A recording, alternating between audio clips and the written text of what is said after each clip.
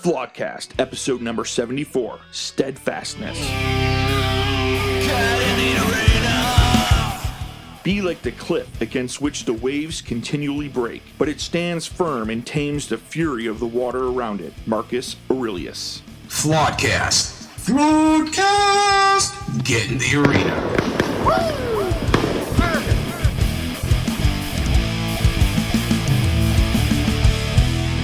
What's up, Will? Willie Will? Hello. Hello, Willie. How are you today? I'm actually, I think I'm sick. I think I have that Chinese disease, dragon butt. Dragon butt? You're actually in a pretty decent mood today. Yes. You've only talked about dying a few times. I have had half a pint of vodka before you guys got here. So. Oh, are you drinking human blood too? Yeah, I wear it in my shoes. Oh, you wearing shoes. Good job. Good job. Hey, do we have anyone else coming in the studio today since they blew us off last week? Do you know? Well, let me look to my left. Storm and Norman. My name's Norm. Good to have you, Buzzard. How you doing? Nice of you guys to drop by. What up, gentlemen? Here's Johnny. Johnson. All right. What's up? Thanks for bringing me back in. Here's Johnny. No problem. No problem. How was your guys' trip up to the mothership? It was delightful. It was everything that you could ask for in a mothership. The accommodations were quite lovely. Excellent. Nice. It was nice that they allowed me to bring a friend this time. They had, it's like, this time bring a friend. So, Excellent. Hey, Bill, I think you're the only one who hasn't made it to the Shady, mothership yet. kind of giving us a... Well, A, it didn't identify itself to me. Oh. It made itself known as the ship. And B, who says I haven't? That's right. As our good friend Storm and Norman pointed out, we can't call it the mothership. Yes. No more. Oh, call it that's the right. mothership. What am I thinking? It's just the ship for now on. That was the name of the ship in the Alien movie. Remember? Oh, Nostradome. It was Mother. They called her Mother. It's a fact. We'll go. Remember the movie Alien? Yes. They called the ship Mother. Yes, they did. Saw 2001 a couple weeks ago, and I'm still like, that's just like You're confusing Alien with anything else? well, obviously you've not seen 2001 to know it is the most. 2001 Space Odyssey? Yeah, it's the best science fiction space film ever. I've never seen it. That's like confusing Nightmare on Elm Street and Friday the 13th. You can't do that. I've never seen 2001. Is it good? It is the most intellectually challenging film I've ever seen, which is saying a lot, admittedly. It's like someone saying I don't watch Camp them. Crystal Lake, and you going, oh yeah, Nightmare on Elm Street. I don't watch movies to be intellectually challenged. I watch movies to not have to think whatsoever. That's why I love superhero movies. Well, another good sci-fi movie is The Abyss, and the sequel, Son of Abyss. All right. Well, we want to welcome and thank everybody to a brand new fun-filled episode of Flawedcast. And all right, so you can hear us anywhere podcasts are: Spotify, Apple, Google Play, doing well on Rumble. Yeah, we are on par with Rumble as we are on YouTube, which we got another notice from YouTube yesterday, but they're wonderfully authoritarian thought police. So, but Flawed Inc., flawedinc.com is our website, doing my daily Flawed vlogs you can find there. And please subscribe, please share. We appreciate everything you're doing. You can find us on the Project Mockingbird social media, Facebook, Twitter, Instagram. We are doing well on Gab, back on Parler, and we are on MeWe. All right, so with that being said, we are going to... Let's get into this. Let's, Jason? Let's everyone take your right hand, place it over your left heart, and with us, I pledge allegiance to the flag of the United States of America and to the republic for which it stands, one nation, under God, indivisible, with liberty and justice for all. Yes. And with that, baseball season just started. Just make sure you don't wear any racist Chief Wahoo paraphernalia to...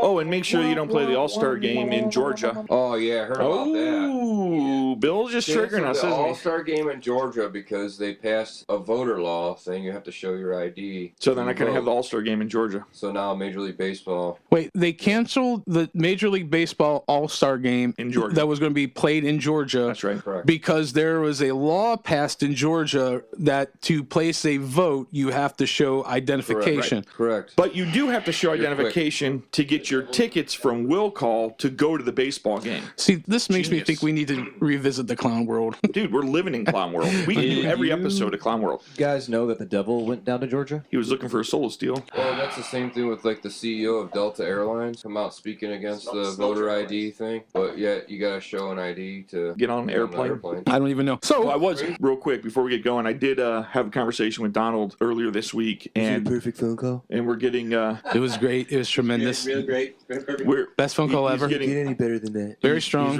He's really getting close to launching his new social media platform. So keep your eye out for that. It's He's gonna be pretty excited wonderful. about it. It's going to be great and wonderful. Yeah, it's gonna be good. You're gonna be able to find Flawedcast on it And you know when what it's you're out going to there. be saying? Thank you, Mr. Trump. That's right.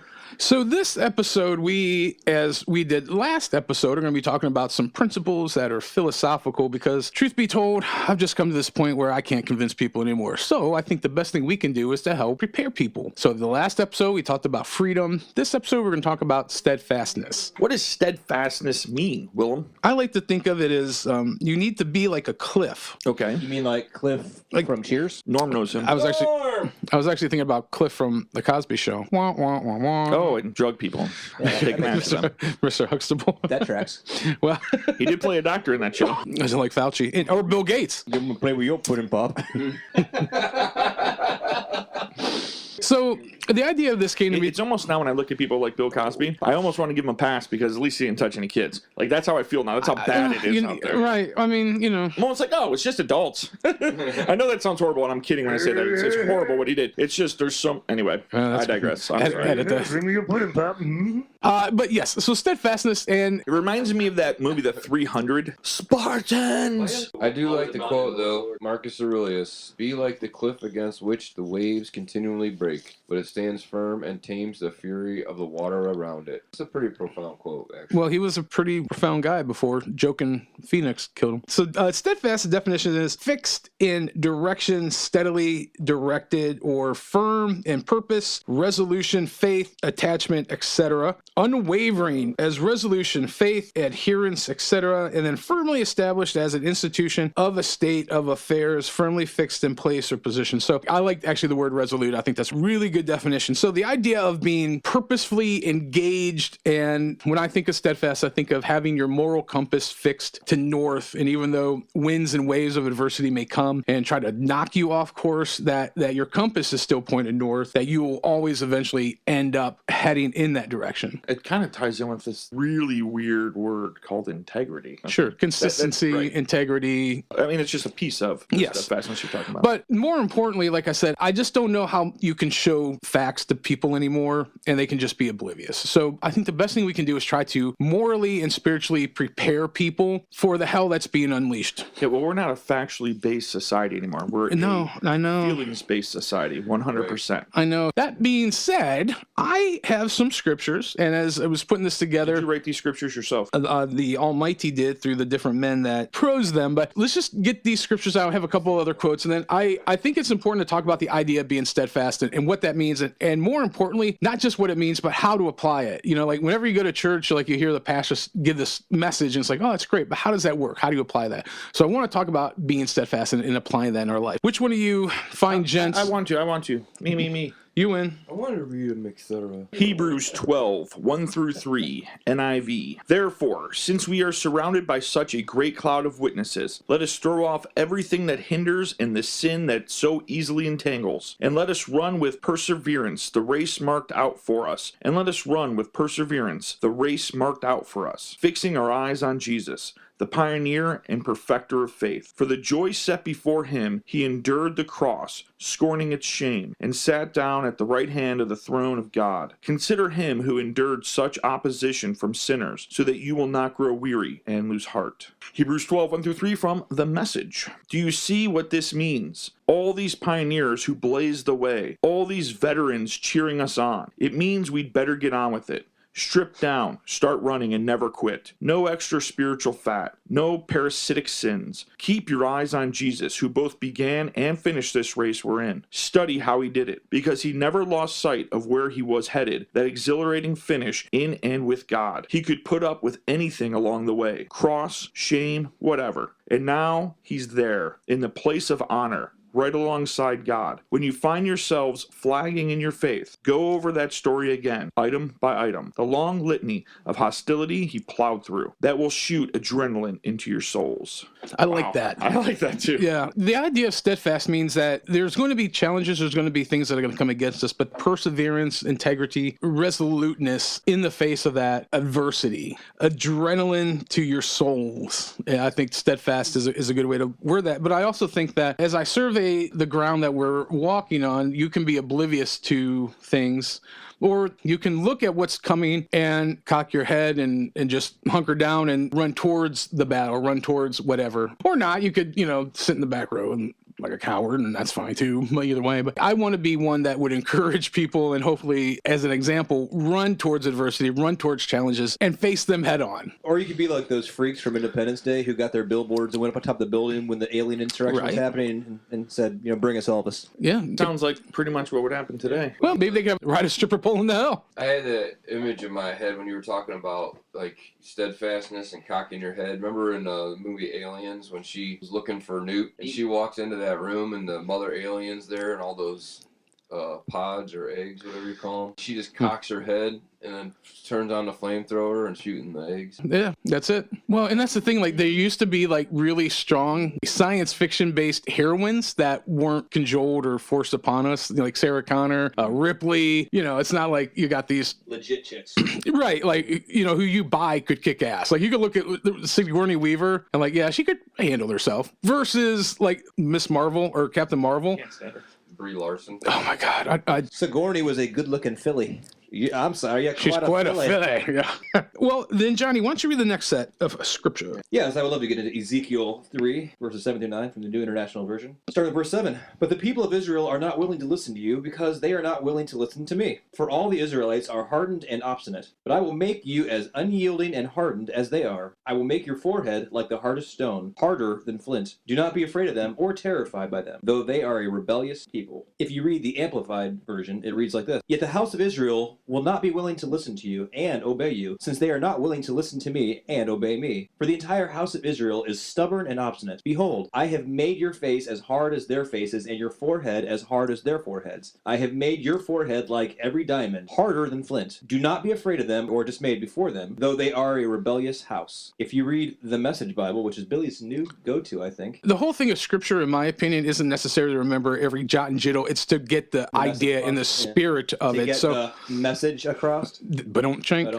Ezekiel 3, 7 through 9 from the Message Bible states this. But it won't work that way with the family of Israel. They won't listen to you because they won't listen to me. They are, as I said, a hard case, hardened in their sin. But I'll make you hard in a way as they are in theirs. I'll make your face as hard as a rock, harder than granite, or granite if you're a normal English-speaking person. Don't let them intimidate you. Don't be afraid of them, even though they're a bunch of rebels. Rebels!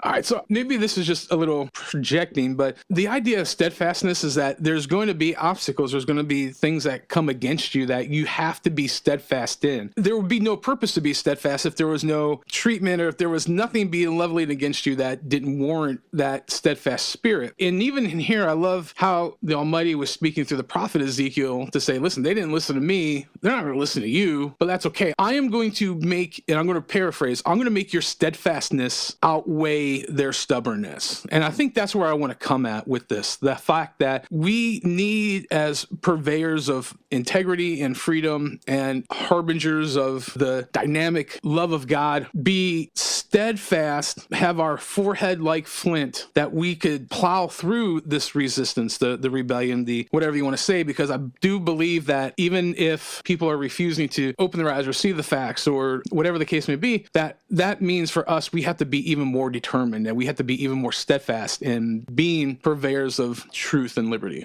Amen. So what you're saying is those waves that are crashing against that cliff gives that cliff more meaning. Yes. It gives it purpose, right? Well, I think it does a couple things. I think it verifies to the cliff, or the metaphorical us, that we can withstand that beating, that we can withstand the pressure and the wind and the waves and things coming against us. But also, I think it's a sign to others of our stalwartness to be able to endure things. Norman, Yes. please do the next verse, and I won't even ask you to do it in Stallone's voice. No, we're going to tell you to.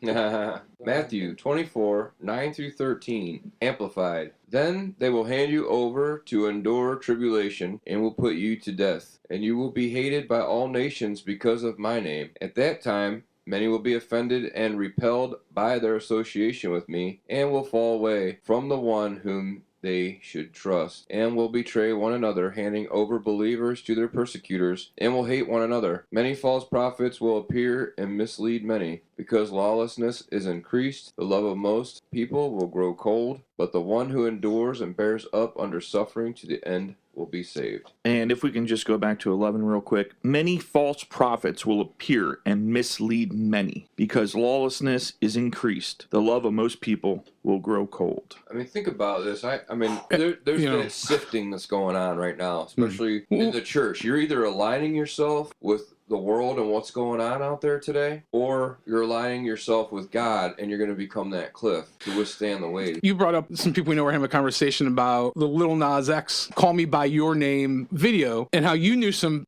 Christians, and I've read a couple articles like from Relevant Magazine and a couple other things that were touting this, so this isn't one isolated thing, but how like Christians are saying, oh, this guy was mistreated and abused by the church. Cop out. It's an excuse. And with all due respect, most people in ministry that I've worked with or worked under have spiritually molested most people.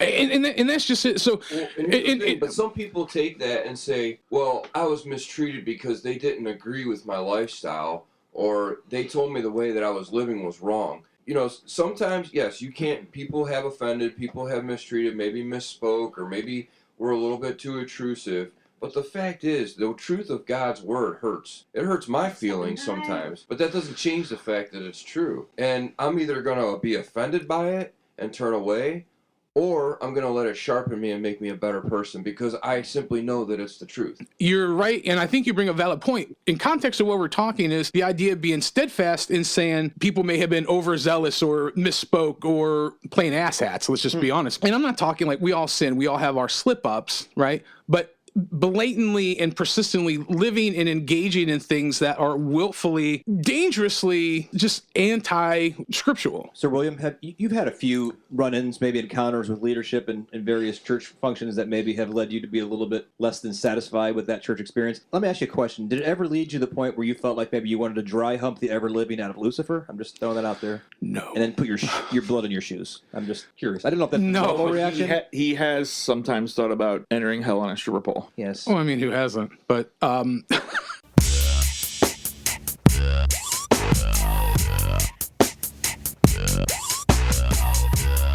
mean, often I think I've been done wrong, so you know what I'm going to do now? and I know we're kind of making light of things, but this goes back to the point that we're saying is that even bringing this up, like even challenging, I would say, emerging thoughts. Okay, so if we're calling out this Lil Nas X and like Relevant Magazine or these other quote unquote sources that are empathizing. And it's okay to empathize. It's okay to sympathize. Yeah, if something happened to this dude, like, yeah, that sucks, really, like, legitimately, and my heart goes out. However, there's a difference between saying I was hurt versus I'm going to take the influence and the talents I've been given and purposefully mislead, entice, and confuse people into allegiance with something that they don't fully know and understand. You can wrap it up with personal accountability. Nobody wants to take personal accountability for anything they do anymore. And there's always an escape. We've become soft as a society. Everybody's a winner. There are no losers. If I do something wrong, it's because somebody forced me to do something wrong. Right, but it calls for steadfastness in what we're saying, because even though our mission remains clear. Yeah. Well, no, absolutely, and you're right. So like what you and Norm are talking about, like that's the emerging, pervasive thought, even in circles of faith. However, that doesn't mean that should go unchallenged, and then that we should be dormant in our being vocal about that, because and I do like speak about what I perceive to be allegiances within most organized churches that aren't necessarily, I would say, in line with what I believe the gospel and God's heart is for this hour. And I don't think there's anything wrong with pointing out, like, at least what we're discussing right now, because the devil comes to steal, kill, and destroy, and that's what's happening. But Doing a fine job, too. well, he has a lot of practice. We're allowing it to happen. Exactly. So there's this idea of being steadfast, of being stalwart, of being resilient. Unmovable, always abounding in the works of the Lord. Well, yeah, that too. But no, I mean, that's a great point. As I believe that we're going to see things increase, like the lawlessness and wickedness will increase, it's going to call for an increase in steadfastness and an increase in dedication in not just word, but in deed to our allegiance with the Almighty. Jason? Would you like me to read? If you don't mind, yeah. Daniel 7:25, Amplified. He will speak words against the Most High, and wear down the saints of the Most High. And he will intend to change the time and the law, and they will be given into his hand for a time, 2 times, and a half a time, 3.5 years. This portion in Daniel is part of the eschatological books like Revelation that speaks of past future events that occur, and where it talks about it's going to wear down the saints. This is where it calls for us to be steadfast. This is where it calls for us to be, like Jesus himself said, watch and pray. And this calls for purposeful steadfastness in all areas of our life. And on a side note, like I know we've had these discussions before, but this is one of the several scriptures that lead me to believe that there isn't like a pre-trib rapture, because it talks about 3.5 years, but nonetheless, little point there. But my larger point is that where it says that they will wear down the saints of the Most High, they will intend to change the times and the law. Like, I think we see that.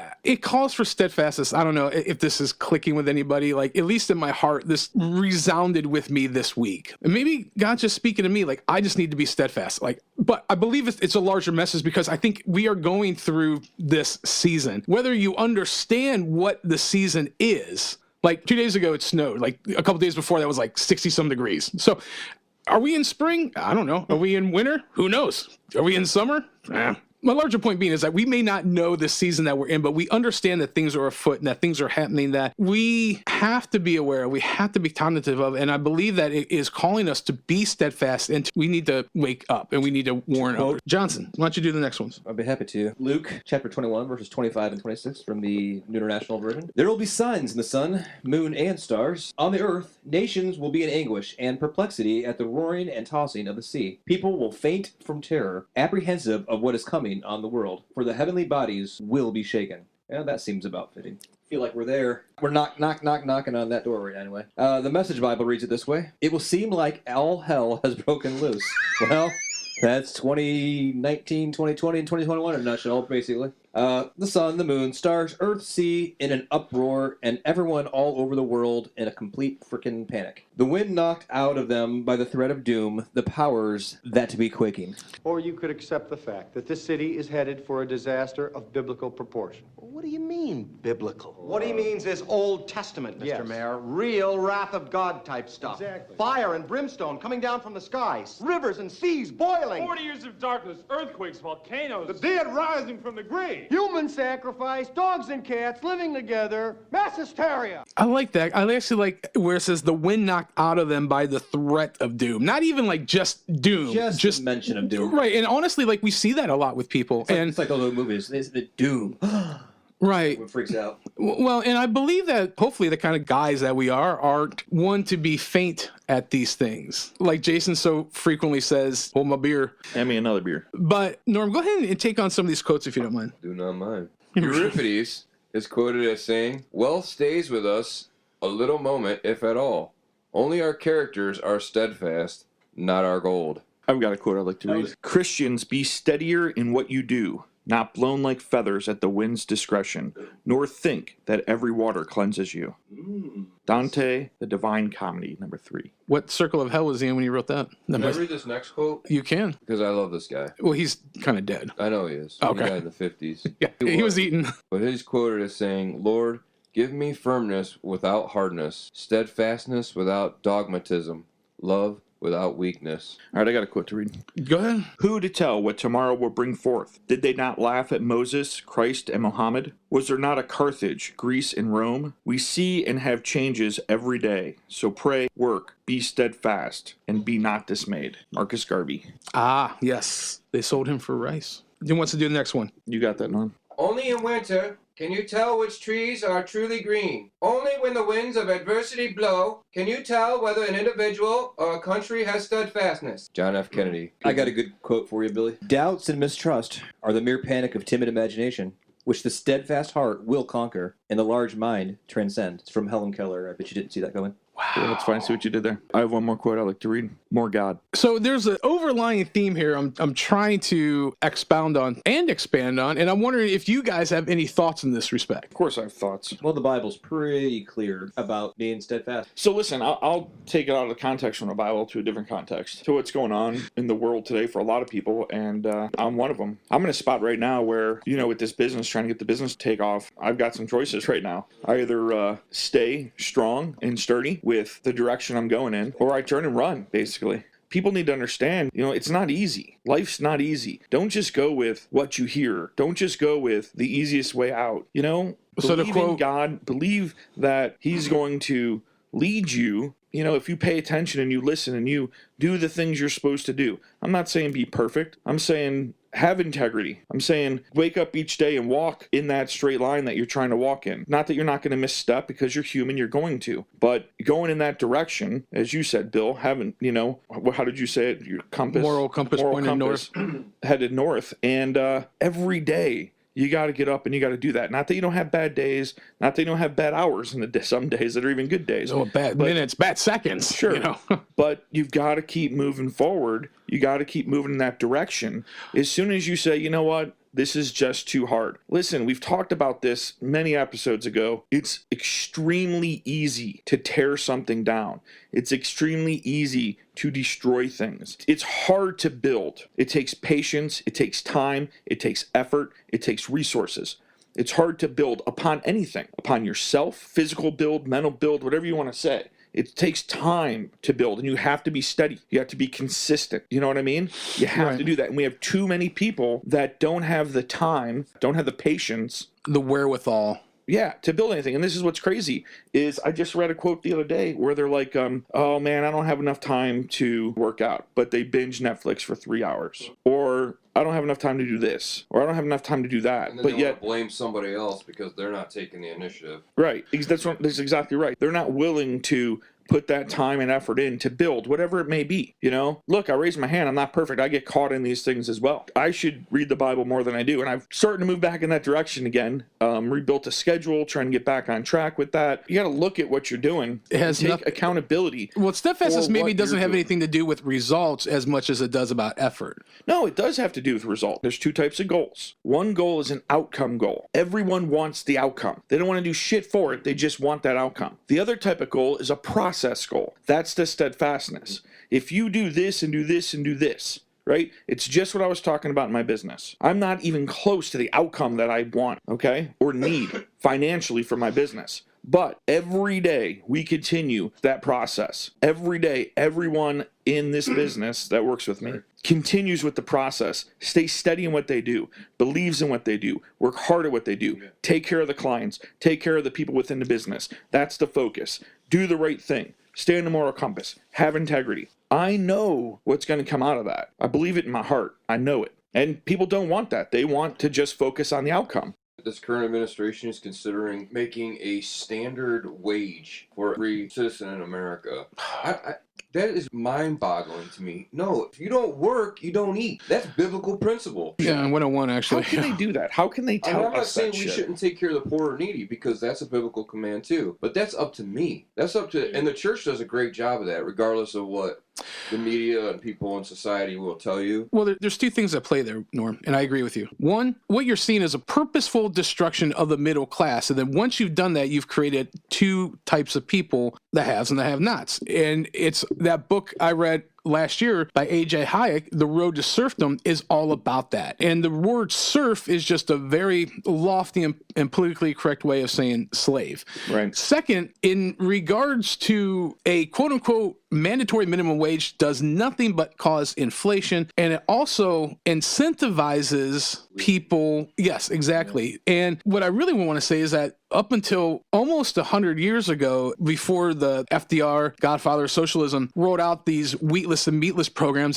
that's what they were called during the Great Depression. By and large, the church did take care of people who were needy or that were in need or that needed help or downtrodden or whatever you want to say. There weren't these mandatory governmental programs that are now The church did, and so did thy neighbor. I mean, exactly it. The whole love thy neighbor thing was actually faith in action. And now we have allowed, and a lot of this was like several generations ago, so it was before any of us were even a thought in our father's eyes. But the idea that a governmental organization is going to take care of anything or anybody better than individuals or individual organization can is just a fallacy. I got a great scripture verse for you here. Aren't all scripture verses Well, great? they are all fantastic, but this is very applicable to what we're talking about right now. And I looked up the Message Bible version because that seemed to be your thing. So Psalms 128. All you who fear God, how blessed you are.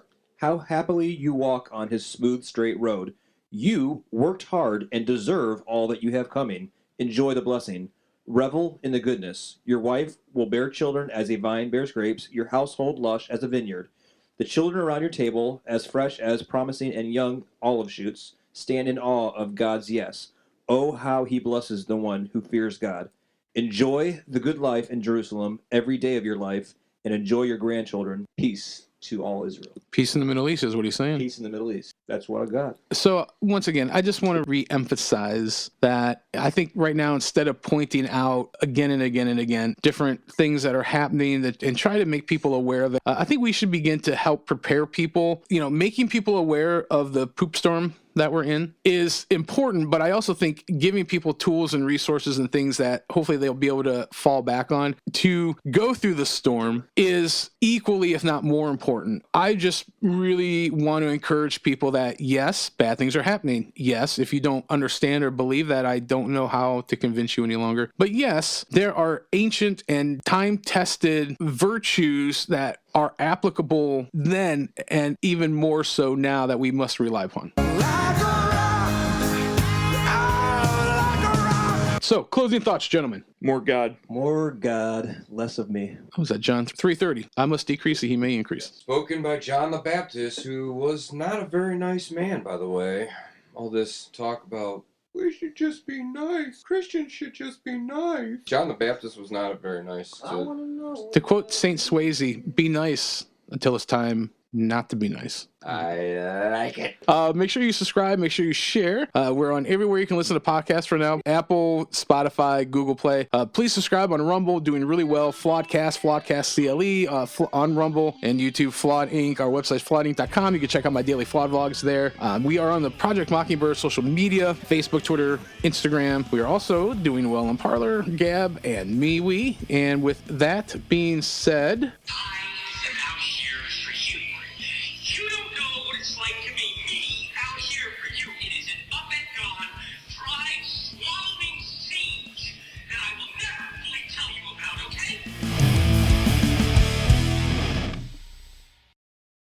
All right, we're going to do this.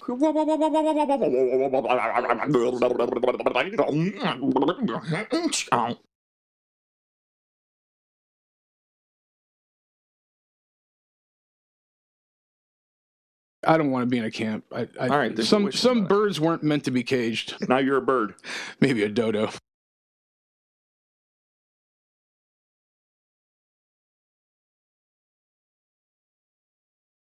The things you do for love. The things you do for love. Flowers in the air. Flowers everywhere. Ah, I love the flowers. I think they're talking about us. Sometimes when they touch.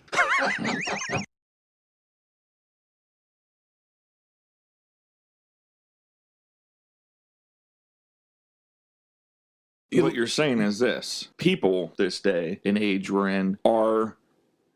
Pussies.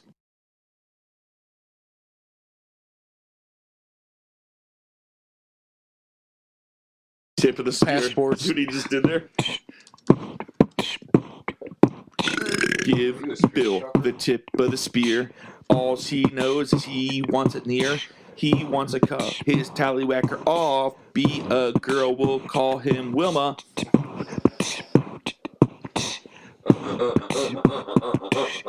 That is Norm. He is a storm coming in here. He was just born. I'm not good at doing this shit, so right now I'm just going to Quit. You should have said, I'm just too legit to quit. I told you I'm never good at this. Johnny on the vocals, can't you see how much everyone loves him? Someone loves me?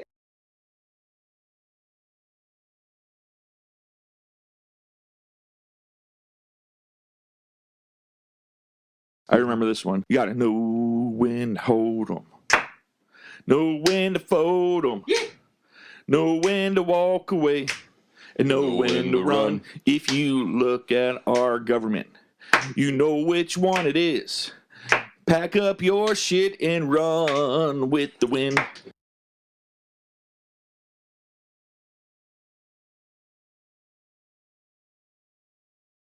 Math is racist. Highways are racist. I think math was created by a white person, so Jesus? Jesus wasn't white. Jesus wasn't white. Every damn picture of the guy I've seen is.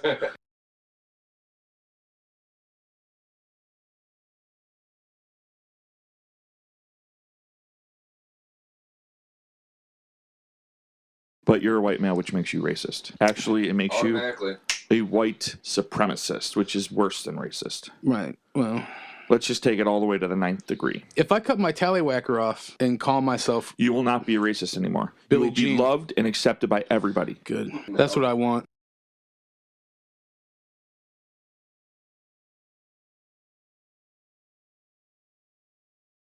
I didn't know Pelosi slept with Kennedy. Jack? Mm-hmm. Oh, he That's fucked what I heard. everybody. Did she used to be good looking? She was actually halfway decent looking, yeah. Big boobs. Pelosi? Have big wampums? She's No not a boob shit. guy.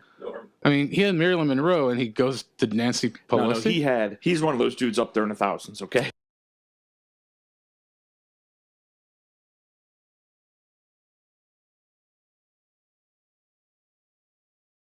Richard Harris played a good Marcus Aurelius in Gladiator. That wasn't really Marcus Aurelius. Said That was Richard Harris played a good. well. Why you?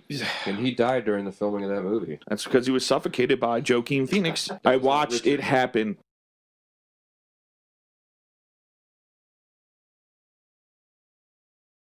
What's going on with your pants right now? What do you think? You're like in your 20s or something?